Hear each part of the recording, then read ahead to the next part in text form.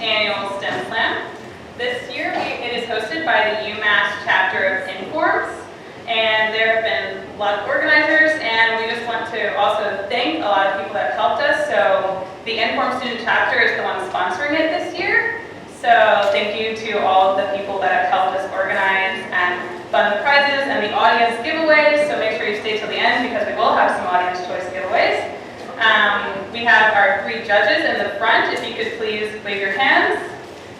We have Hari, who is a professor from industrial engineering. Olivia is an undergraduate student in industrial engineering, and Katerina is a graduate student in computer science. Woo! Okay, so STEM Slam is really designed behind getting scientists on stage to give talks to a general audience with just 3 minutes. So we really want to have it be like an elevator pitch, so that's why they don't get any slides. They can only use the props that they can bring with them on stage, so that is the essence of our competition.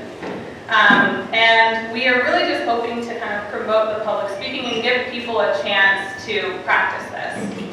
So our first talk that we're going to have today is by Natesh. And as we grow in our understanding of artificial intelligence, we have to understand whether or not machines themselves can be conscious. So we want to understand what makes them conscious and how that relates to our own consciousness. So please help me in welcoming to the stage, Natesh.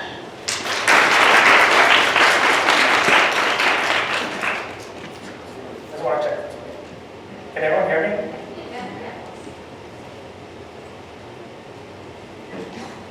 Okay, so the topic of my presentation is consciousness is an emergent property in the brain. So the things I need to explain here are consciousness, emergent property, and how it relates to the brain.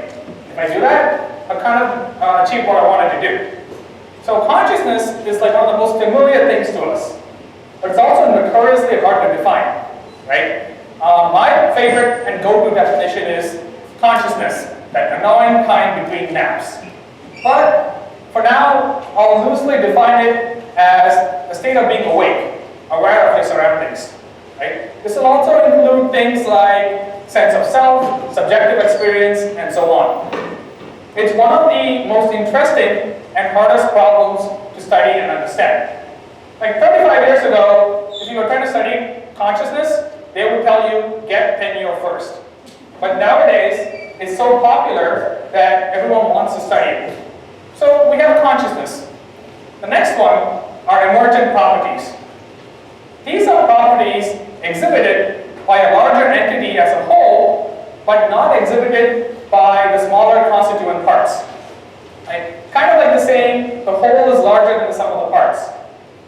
They're often seen in like large complex systems and are the result of interaction of smaller pieces. A really simple example is the liquidity of water, right? It's not the property of a single water molecule, it's a facet of millions and millions of water molecules together, right? And at this temperature, water is in its liquid phase. I raise the temperature, water becomes its gaseous phase. I lower the temperature, water is in its solid phase, but it's still water molecules. It's just they're in different phases. So as you change temperature, you can get water to go from one phase to another. We call this phase transition, right? And each of these phases have different properties. Solid ice is extremely ordered. And on the other extreme, you have gas, which is disordered and chaotic. And the water is kind of in the middle of these 2 things.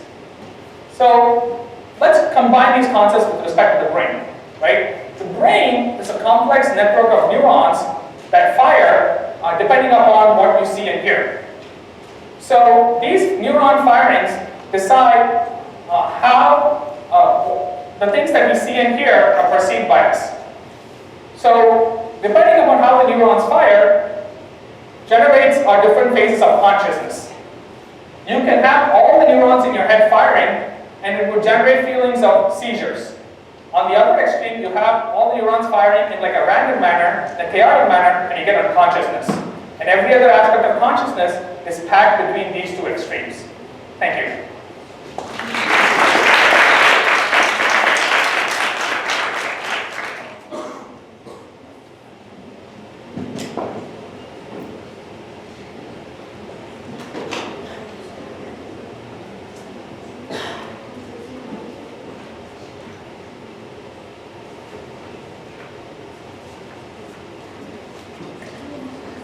So, as we're becoming more and more aware of our bodies, we may start to notice things such as, I feel sick today, I might have a cut. And if you have a cut, then you may want to go to the doctor, and he may prescribe you some antibiotics or some medicine. But what happens when you start to use antibiotics too often? Well, with this talk on new paradigms to combat antibiotic resistance, please join me in welcoming to the stage Ryan. Thank you very much, Jessica. How's the volume okay? All right, great. Well, I gotta give antibiotics some credit because before the discovery of antibiotics in the early 1900s, even a minor bacterial infection was very dangerous and many times fatal. So it's no shock that thanks to antibiotics like penicillin, amoxicillin, and many others, hundreds of thousands, if not millions of lives have been saved. Happy ending, right? Actually, no, that's not the case at all, because you see, Alexander Fleming, the individual who discovered penicillin, also discovered the fact that it's microorganisms themselves that are producing these antibiotics for self-defensive purposes against other microorganisms. So they have the capacity to produce these powerful drugs. Certainly they have the capabilities of developing some sort of resistance or immunity to it. Shortly after winning the Nobel Prize, Sir Fleming had an interview and he made the statement, "The thoughtless person using penicillin treatments is morally responsible for the individual who dies because of being able to be contracted with some sort of penicillin-resistant organism." And what was the world's response to this brilliant man's warning? Nothing. They chose to ignore it. Let me tell you something. All actions have consequences, and I'm sorry to say, folks, but these consequences may have killed us all. Fast forward nearly a century later, the nightmare that Sir Fleming warned us about has now become our reality. We have a severe problem with the effectiveness of antibiotics in the world today. Disease-causing bacteria are developing immunities at an exponential rate, and is directly correlated to the overuse and careless abuse of antibiotics in our medical facilities, over-the-counter drugstores, and animal farms. The review on antimicrobial resistance has made it very clear that by 2050, globally 10 million people will lose their lives each year because of antibiotic-resistant bacteria, costing the world $100 trillion. By the time my 3 minutes are up, 60 more individual souls will have been lost because of Big Pharma's negligence and ignorance to solve this problem. I hope the world's ready to revisit its dark days during the bubonic plague, because I'm going to tell you, another Black Death is fast approaching. We have no way to stop it. So what do? How do we go about fixing this problem that seems unsolvable? Well, Occam's razor, a fundamental problem-solving principle used by scientists, would suggest that, hey, let's just take the easy route. Let's look at nature and see if she has the answer. And if you look close enough in the right places, she has. Right now, on campus, all of our vegetation is blooming, and what they have is not only do they develop oxygen for us to survive, they develop remarkable materials that eliminate bacterial infections and ensuring that bacteria doesn't develop resistance. All we had to do, actually, was just make them applicable to humans, and here we go. Bacteria's worst nightmare. Let me tell you something about this. I and many other scientists have been working very hard at developing game-changing therapeutics that eliminate these threats. The time to strike back is now, only this time we'll eliminate them on our terms, not theirs. Thank you.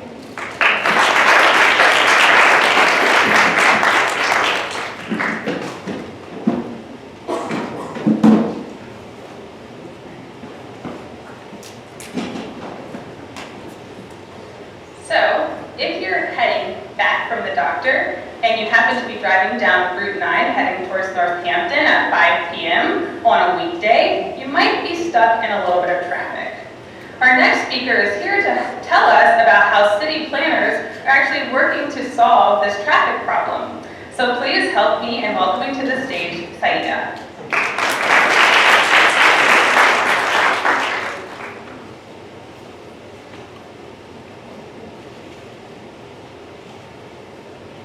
Hi, can you hear me? Yeah. We all hate being stuck in traffic. So how do you relieve it? One way is to charge people. For example, we pay a toll when we drive on Massachusetts Turnpike. But the question is tolling equitable to the society? The answer is no. If you compare between a high income and a low-income traveler. So how do you ensure equity and minimize the time people are stuck sitting in traffic? You use a cooperative scheme. And that's where I come in, because that's what I'm going to explain to you today. How do you minimize the time by designing a cooperative scheme? Imagine there is a fast route and a slow route from your home to your workplace. In the morning, if you and many of your neighbors use the fast route, then chances are that you will be late at your workplace. But what happens if you all agree that you will use this fast route by turn? So today, you will be on the slow route and your neighbor will use the fast route. Tomorrow, your neighbor will be on the slow route and you will use the fast route. So my scheme ensures that by following this strategy, upon completion of a cycle, for example, 5 working days, on an average, you all will have the same and minimize travel time. In order to do that, I solved a mathematical problem with an objective of minimizing delay, which is constrained by the fact that it has to bring equity among all travelers. So my cooperative scheme can help government making policy decisions of how to minimize traffic congestion. Now, what benefit do the cooperatives get?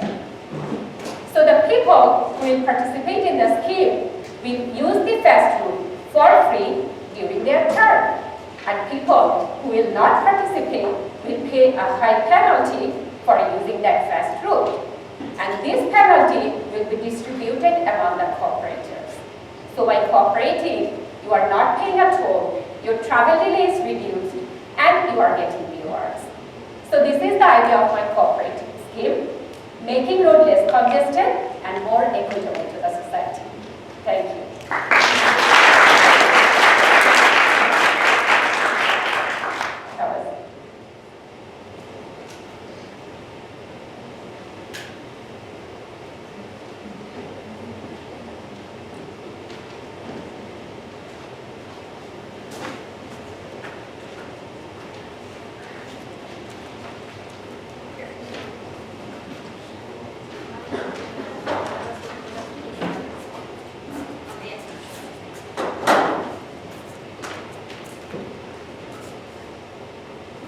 Okay, so if you're out of traffic now and you're driving down Route 9 again, you spend a lot of time on Route 9 here, then you may stop at a grocery store and you may get some food, a package, and you're going to look on the back of your nose, there's going to be a food label. Well, right now in the food label industry, there's this big trend towards clean labels. And so we're going to have to understand more about why this is happening and what it is. So here to help us understand about this clean label trend in the food industry, please welcome Cansu.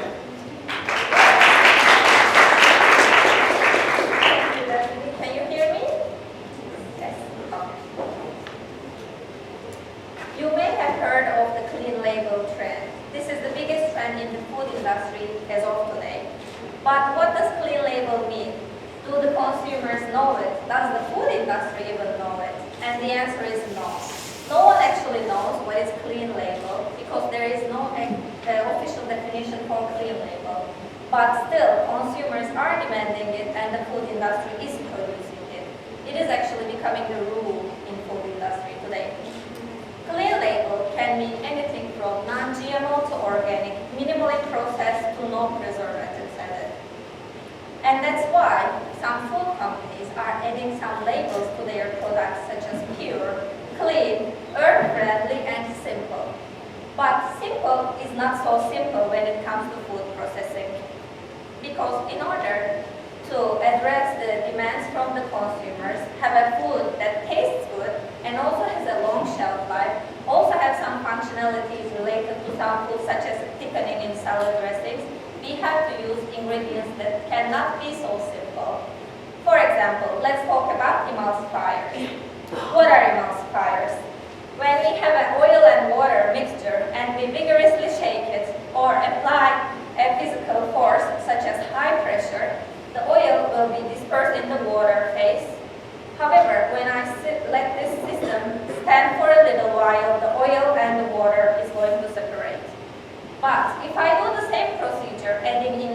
emulsifier to the system, like I did a few days ago under high pressure, the oil is stably going to disperse in the water phase and the system is going to be a stable emulsion. So, we can call emulsifiers as stabilizers, and there are emulsifiers used in many foods such as bread, margarine, salad dressing, and even processed meats. And the emulsifiers can be coming from synthetic sources or natural sources. As of today, synthetic emulsifiers are better emulsifiers than the natural ones. But when a consumer sees a synthetic emulsifier in the label, such as propylene glycol, they are scared because there are campaigns such as "Don't eat it if you can't pronounce it." Therefore, food industry is looking for ways of finding natural alternatives to such ingredients. For example, we are working with pea, lentil, and bean proteins, and we are comparing their functionalities with the synthetic emulsifiers to give the same functionalities and same properties to the food systems. So all in all, we are working as food scientists to make sure that when you read the label, you can understand most of it at least, and you won't have question marks when you are consuming the product. Thank you.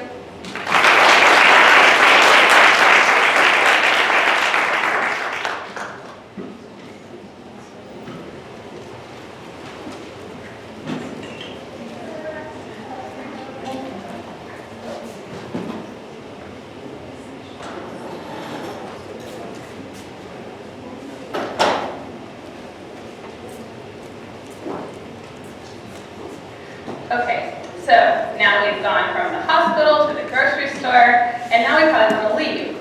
But what if we want to go somewhere we don't necessarily know where it is, such as Boston or New York or Toronto? Well, we might pull out this nice little convenient thing called a GPS. But how does this technology actually work in getting us from point A to point B? And how is it accurate? Well, to help us understand how the GPS technology actually works, Jayanth is here to explain this to us. So please welcome him to the stage.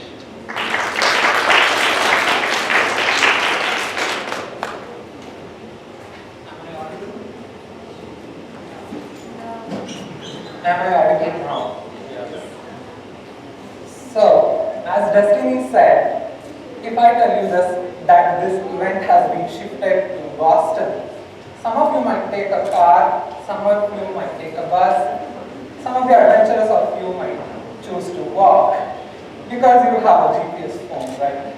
So, how does this GPS actually know where you are on Earth?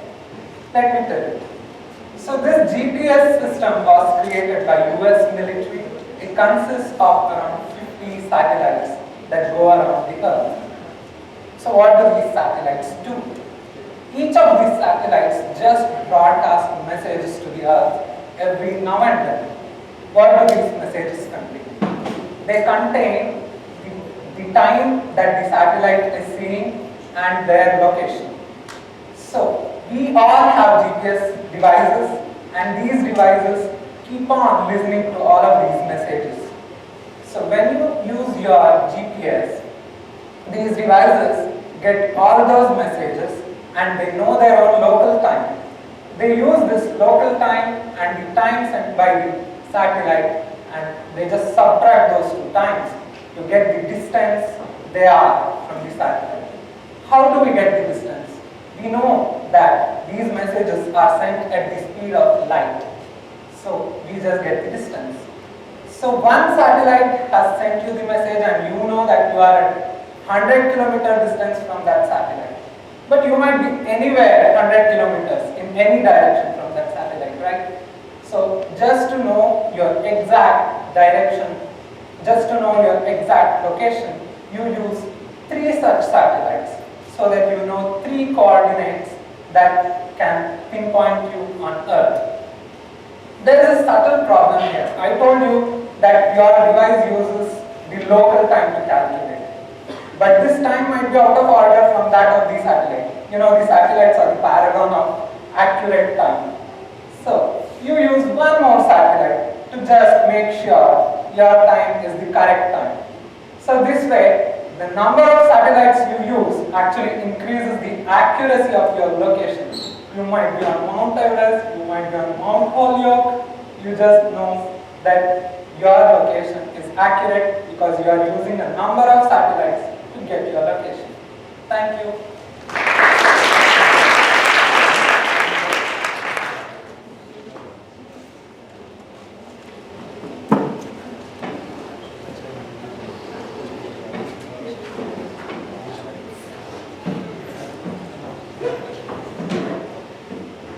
Okay, so school, work, night out with the girls, we're using the GPS, but how are we actually getting to these places? Well, you're most likely going to be in a car.